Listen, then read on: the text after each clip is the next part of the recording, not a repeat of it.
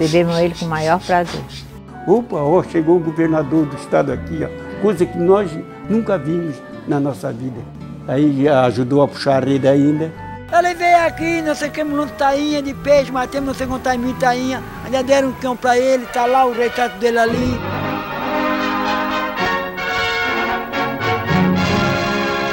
As autoridades estaduais estão interessadas em proteger, fomentar e modernizar a pesca nas costas do próspero estado sulino. Em 1958, o governo de Jorge Lacerda completa 2 anos de uma verdadeira revolução em Santa Catarina. Ele interioriza a administração, conversa com o povo, faz do estado um canteiro de obras. Tinha uma noção da importância do transporte viário, né? Realizou algumas obras no interior que significaram conexões entre comunidades importantes no interior do estado. As estradas naquele tempo eram muito ruins ainda, e ele queria transformá-las de ida e volta para o progresso. A estrada Itajaí-Blumenau, né, com a obra pioneira, ligação asfáltica, foi obra dele. Jorge Lacerda e o governador do Rio Grande do Sul, Ildo Meneghetti, participam da Conferência de Torres e discutem o aproveitamento energético da bacia do Rio Uruguai. Em Curitiba, com o governador do Paraná, Moisés Lupion. O lavador do Capivari, que imprimiu um desenvolvimento muito grande na exploração do carvão catarinense, foi conseguido por ele. Que é o carvão metalúrgico, que iria para a Volta Redonda e deixava a escória lá. Esse volume de carvão foi crescendo sem parar, né, e criando um problema sério, né? Não só na área ambiental, como um problema de natureza econômica também aos produtores que estavam aí produzindo um carvão sem mercado. Então houve justamente esse grande movimento de se queimar esse carvão lá em Capivari, criando lá um parque térmico, né?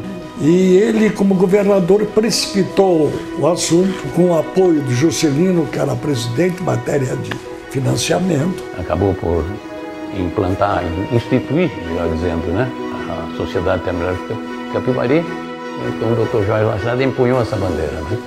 E foi vitoriosa, tanto que hoje tem 850 megawatts, 857 megawatts implantados, que é o maior complexo térmico da América Latina a carvão, que gera energia complementar para o sistema integrado nacional. O governador Jorge Lacerda compareceu aos festejos que assinalaram o 17 de abril, data da heróica Laguna. Em plena efervescência de um governo cheio de ideias novas, de reformas, de propostas, ele encontrava ainda lazer para dirigir-se à Casa dos Artistas, conversar, tomar um café. Isso é extraordinário. O Museu de Arte de São Paulo não é, entretanto, apenas um mero repositório de belas obras, uma entidade estática, mas, sobretudo, um organismo dinâmico, que procura a participação efetiva e constante das novas gerações brasileiras em todos os ramos do conhecimento estético. A cidade era muito pequena, a gente via o governador assim pelas ruas, não tinha a pompa nem o aparato de hoje. Quando ele ia para Florianópolis, saía na rua, parava, o comércio fechava e ia todo mundo atrás dele. Era uma coisa gozada, porque naquele tempo era tudo pequeno, era tudo... Ele passava, descia do Palácio da Agronômica para baixo, parava no portão e dava carona para ver alguém que já vinha para falar com ele. Tinha aqui no Palácio Agronômico, ele parava no portão e levava aquele passageiro que mal ele conhecia, mas dava carona, viu? Ele saía do aniversário do tenista e ia para o aniversário do Aderbal Ramos da Silva, que era o chefe do PSD aqui. Ah, foi uma época boa de Santa Catarina, uma época alegre, né? Todo mundo. Do PSD? Ah, tinha uma turma boa. Messiane Slovinski, João Stivalete Pires, Ivo Silveira. Então eu fiz oposição ao governo do Dr. Jorge Lacerda em todo o seu período. Mas eu não fiz oposição ao governador, eu fiz oposição ao governo, aos atos do governo.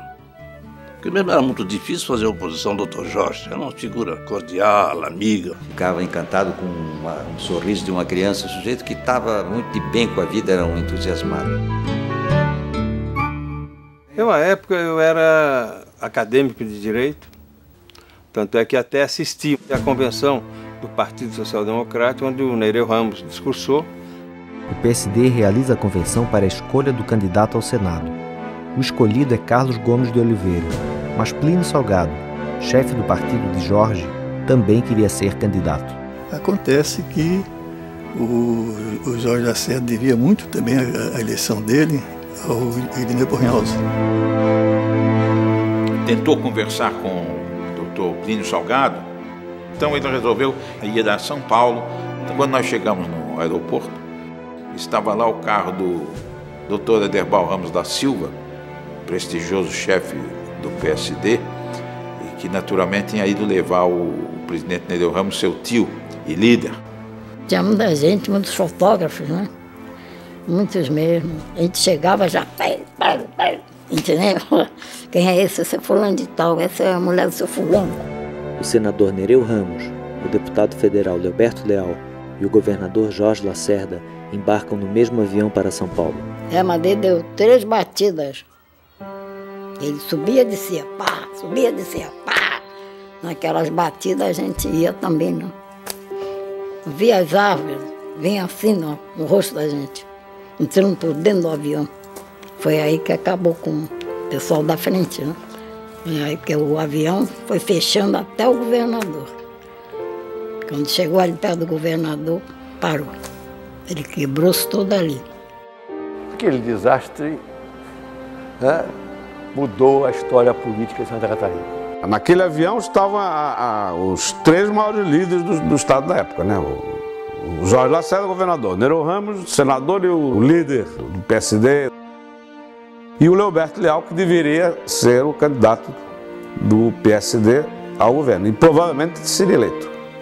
Foi uma maior comoção popular que houve em Santa Catarina, porque, embora outros governadores tenham falecido no exercício do cargo, como Ercílio Luz, por exemplo, que também era um homem de grande prestígio popular, mas o que chocou muito na morte do governador Jorge Lacerda foi a tragédia, né, o impacto inesperado, né, um homem moço.